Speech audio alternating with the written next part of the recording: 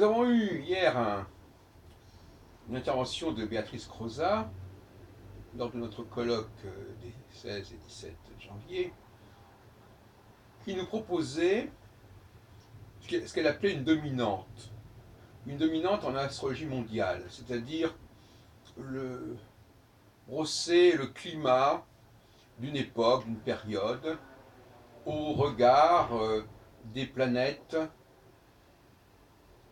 dans les signes, dans le zodiaque. Et on aurait comme ça une sorte de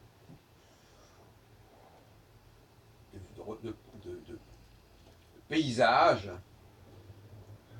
avec des tonalités zodiacales, des tonalités planétaires, sans parler des questions de bons et mauvais aspects, de tension, d'harmonie, etc. Et pour elle, c'était une façon de... C'était une sorte de synthèse un petit peu globale de l'astrologie pour une période donnée.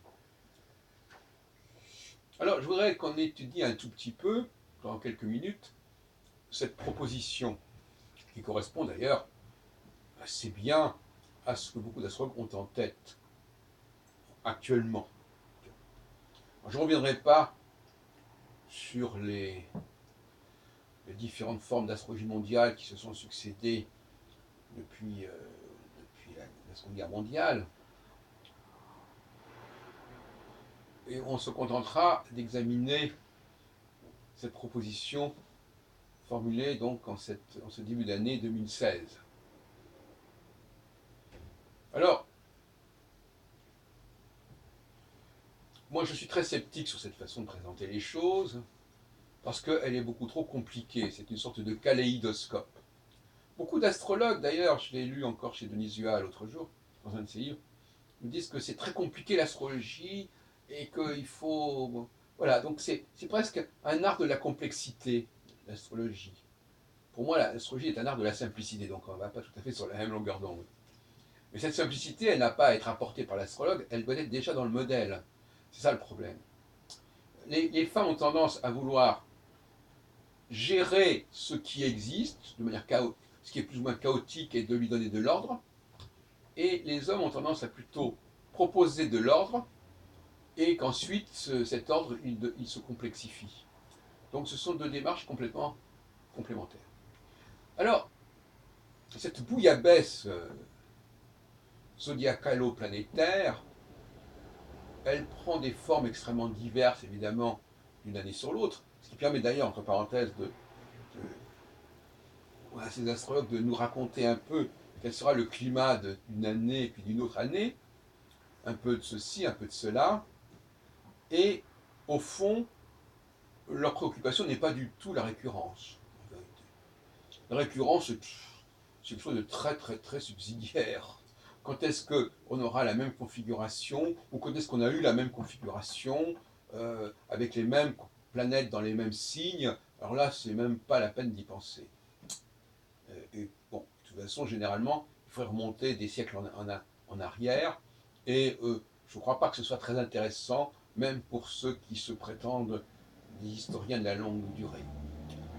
Et qui nous parlent de comparer, comme le faisaient d'ailleurs des gens comme Toynbee, de comparer des périodes à quelques siècles de distance.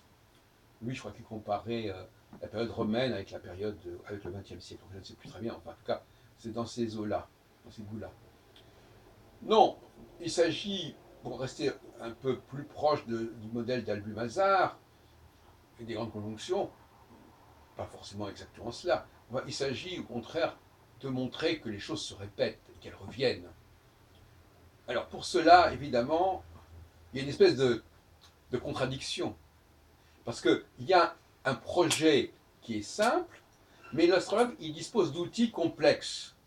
Et ces outils complexes, il faut bien qu'il leur trouve un usage, un emploi. C'est un peu la même chose dans notre société. Nous avons dans une société des outils de production qui sont de plus en plus simples et qui demandent de moins en moins de personnel. Et d'autre côté, il y a une population qui veut être employée, qui veut avoir un job. Voilà. Donc finalement, c'est cette espèce de problématique de tension qui est assez affolante, d'une certaine façon. Les astrologues ont un excès de personnel, un excès de chômeurs potentiels, euh, et ils sont obligés d'inventer une complexité de travail pour justifier l'emploi de cette population pléthorique. Voilà le grand drame des astrologues, mais c'était aussi le grand drame des économistes. Donc finalement, l'astrologie, l'inflation que rencontre l'astrologie au niveau à la fois de ses outils, enfin de ses outils, c'est-à-dire de ses outils par rapport à des objectifs qui sont finalement relativement simples et qui devraient prendre des formes simples. Donc là, il y a une sorte de difficulté qui est très intéressante. Donc que dire à cette Béatrice Croza qu'elle a trop, elle a trop de matériaux. Il faudrait qu'elle simplifie ses matériaux. Comme qu'elle ne se sert plus d'Uranus, Neptune et Pluton, par exemple, ce serait déjà, permettrait comme ça déjà de souffler. Alors, ces Uranus, Neptune, Pluton, c'est un peu comme les immigrés. C'est des gens qui ont débarqué il n'y a pas très longtemps et qui veulent qu'on se serve d'eux et qu'on leur trouve un usage, une utilité, un emploi. Ben oui, mais malheureusement, ça perturbe le mode de fonctionnement de l'astrologie que ces nouveaux immigrés, que sont Uranus, Neptune et Pluton, sans parler de Cérès et compagnie. Voyez-vous à quel point la réflexion sur l'économie de l'astrologie rejoint la réflexion sur l'économie tout simplement de notre société.